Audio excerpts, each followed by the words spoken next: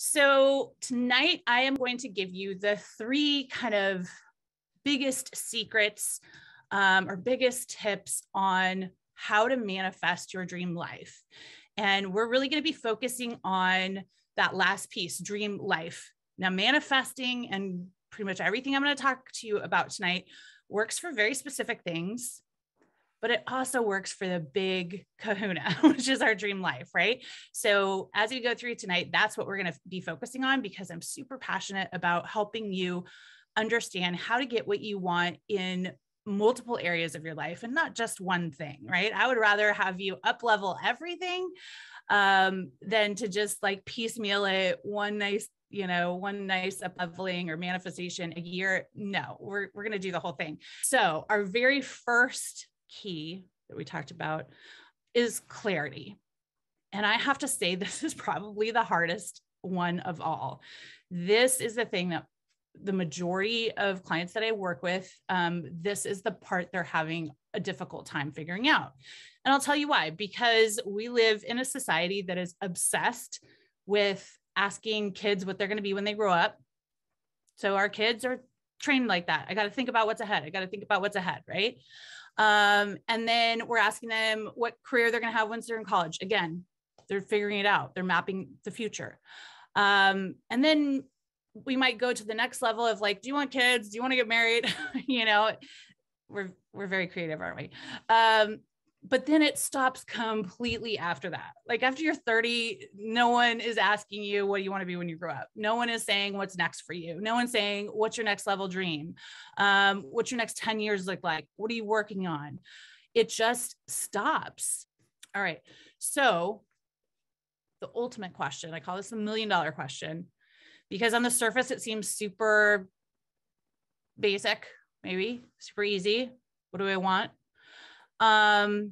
But I have to tell you that this is the hardest question you're probably going to ask and answer of yourself. It really is. Because you have to dig way past all that surface crap and get underneath all of it to hear your own soul, right? To actually hear yourself, to strip away, what does my family want from me? What does my spouse want from me? What does my work want from me? What does my community want from me? And take all of that away and say, what do I, as a human being, Sarah, Sally, Jim, John, whoever, right? What do I want?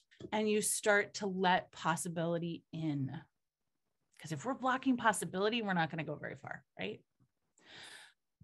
So your first assignment, I want you to really start thinking about what if I could? And I have to tell you real quick that just these two words mean so much to me, because the way that we are trained to use the words what if, are very negative. Think about it. What if I fail? What if I'm no good? What if nobody comes? What if this doesn't work? Like our brain can list those out all day long, right? It's around us all the time. So whenever we hear those two words, it starts to bring in a barrage of negativity. But if you can just flip it to the other side and say, well, what if I succeeded? What if this was amazing? What if this decision was the best thing I ever did in my life? Then you've actually opened up room for those possibilities to happen.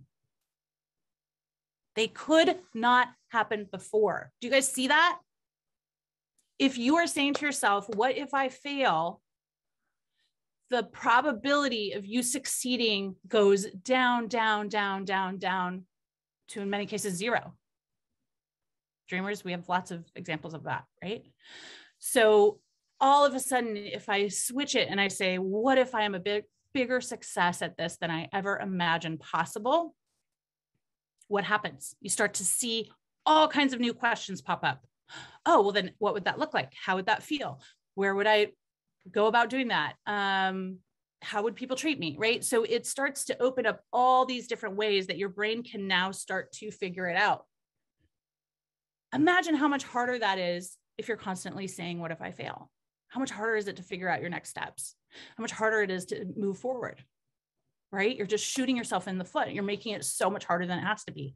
So I want you to, from today on, really think about every time you hear someone say the words, what if, every time you think those, can you flip it? Can I flip it? Can I say, what if I succeed? And you also learned how to get that clarity and how to find out what makes you happy and why it's so important, why it is the generator for everything. You learn the 5 core categories that you have to start asking your 3 questions on, right? What do I want? What makes me happy? And can I see it?